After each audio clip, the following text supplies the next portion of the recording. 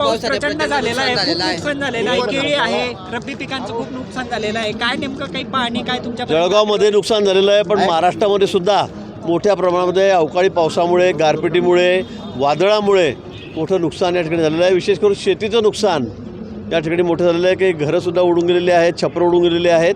या संदर्भामध्ये माननीय मुख्यमंत्री महोदयांनी आदेश दिलेले आहेत. सगळ्या जिल्हाधिकाऱ्यांना आदेश दिलेले आहेत. सर्वांचे पंचनामे करा. ज्या पिकांचं नुकसान झालं आहे, विशेष करून केळी असेल, द्राक्ष आहेत, आपल्याकडे मका आहे, अनेक पिकं आहेत, फळबागा आहेत, त्यांचं नुकसान झालेलं आहे. त्या संदर्भामध्ये पंचनामे करून तात्काळ माहिती मंत्रालयामध्ये पाठवा. त्या संदर्भामध्ये जी काही नियमानुसार भरपाई असेल ती तात्काळ शेतकऱ्यांच्या ठिकाणी दिली जाईल. वाज ठाकरेंचे नेते जे आहेत गुलाबराव वाघ यांच्या ठिकाणी लग्नाच्या ठिकाणी तुम्ही भेट दिलेली आहे. पक्षीय मतभेद विसरून तुम्ही आज लग्न सोहळ्यानिमित्त आलेले आहात. इथे कोण कोणत्या पक्षाचं लग्न कार्य असलं, सुखादुखामध्ये आम्ही सगळीकडे जातो.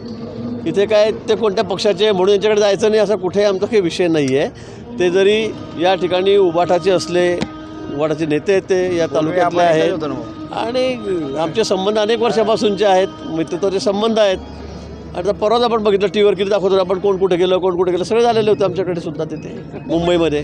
संजय राऊत येतात थोड्या वेळाने भेट घेणार. स्वागत आहे, खरं म्हणजे स्वागत करता आलं असं मला तर आनंद झाला असता. पण मला नाशिकला जायचं, तुम्हाला माहिती आहे उद्या मुख्यमंत्री महोदय सकाळीच नाशिकमध्ये आहेत. मी ट्रेनचं आता 6 वाजेचं रिझर्वेशन होतं गीतांजली, पण लग्नासाठी मी ती टाळली. आता लगेच 6:15ला गाडी आहे. आता मला गाडी पकडणं अतिशय आवश्यक आहे, त्यामुळे मी तात्काळ त्या ठिकाणी निघालो आहे. अन्यथा मी त्याचं स्वागत त्या ठिकाणी केलं असतं. आमच्या घरचं लग्न आहे. संजय राऊतांनी टीका केलेली आहे की जिल्ह्यातले जे मंत्री आहेत ते अत्यंत म्हणजे ठार असंवेदनशील आहेत शेतकऱ्यांच्या नुकसानीच्या बाबतीत गांभीर्याने. जिल्ह्यातल्या शेतकऱ्यांना माहीत आहे इथले मंत्री कसे आहेत, इथले आमदार कसे आहेत. तुम्ही ती काळजी करू नका. आम्ही काळजी घेण्यासाठी त्या ठिकाणी सक्षम आहोत. जिल्ह्यातल्या सगळ्या शेतकऱ्यांची, महाराष्ट्रातल्या शेतकऱ्यांची माझ्याकडे तर खातंही आहे. आपल्याला संकटमोचक मानपूर जमिनी संदर्भात परत केलेली आहे की गिरीश महाजन काही करणं म्हणून जमीन परत केलेली तर निवडणुकीचा हिशोब घ्यायला शपथपत्रामध्ये त्याचा उल्लेख नव्हता. मला वाटतं खडसरने मला काही त्रास द्यायचा नाही. त्याची तब्येत खूप खराब आहे सध्या आणि मानसिक स्थिती खराब दिसते.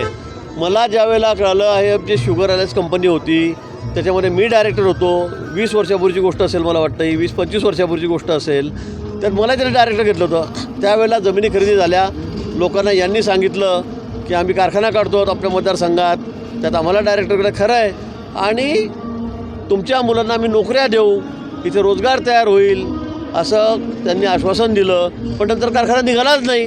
खरं म्हणजे कारखाना तुम्ही जर काढत नाही तर 20-25 वर्षामध्ये तो निघणारही नाही आहे. त्यांच्या जमिनी परत द्या ना.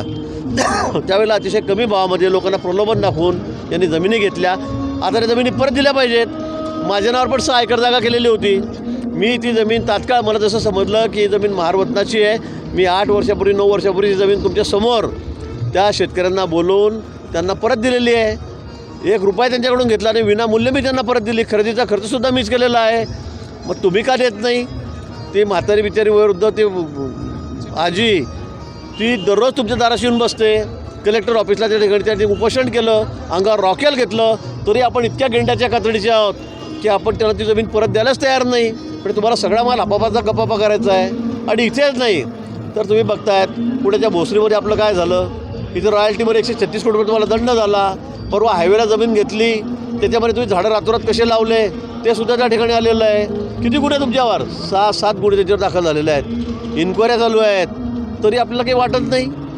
मला जसं कळालं त्या क्षणी 4 दिवसामध्येच मी त्या कुटुंबियांना ती जमीन परत दिली. या गोष्टीला आता 8 वर्ष झालेत, 8-9 वर्ष झालेत. तुम्ही काय गप्पा करतायत नैतिकतेच्या? गिरीश महाजननी काय केलं? गिरीश महाजन कशी जमीन परत दिली? तुमच्यात आहे का हिंमत? तुम्हाला तर सगळा माल फुकटचा खायचाच आहे. द्या ती जमीन परत. थोडीफार आपल्याला असेल काही शिल्लक राहिलेली तर. अहो समोर जाईल सगळं. ते म्हणतो मी खरेदी केलेली नाही जमीन, माझं काही संबंध. कोणती जमीन खरेदी केली नाही? कोणी? तुमच्या कुटुंबियांनी केली. तुमच्या कुटुंबियांनी केलेली आहे. ज्यांनी खरेदी केलेली आहे त्यांच्यावर गुन्हे दाखल झालेले आहेत. त्यांचं स्वतःचं म्हटलं की माझ्यावर अॅट्रॉसिटी लावली. कुठे लावली? याच कलमामध्ये. मला माहिती त्यात काय लावलं काय नाही. पण आपण ज्या पद्धतीने त्या लोकांशी वागतात, बोलतात, ते लोक तुमच्याकडे बिचारे असे बिनवण्या करतात. त्यांना खायला नाही घरामध्ये, त्यांना राहायला जागा नाही. द्या ना त्यांची जमीन परत. तुमची जाणत का खराब झाली, तुम्ही कारखाना काढला नाही तर तुम्ही तुमची जमीन परत दिली पाहिजे त्या लोकांना. मी डायरेक्टर मी सांगतो की त्या जमिनी परत दिल्या पाहिजे सगळ्या लोकांना. सगळ्या गरीब लोकांना बिचारे ते आता भूमिहीन झालेले आहेत, त्यांच्याकडे काही राहिलेलं नाही, द्या ना.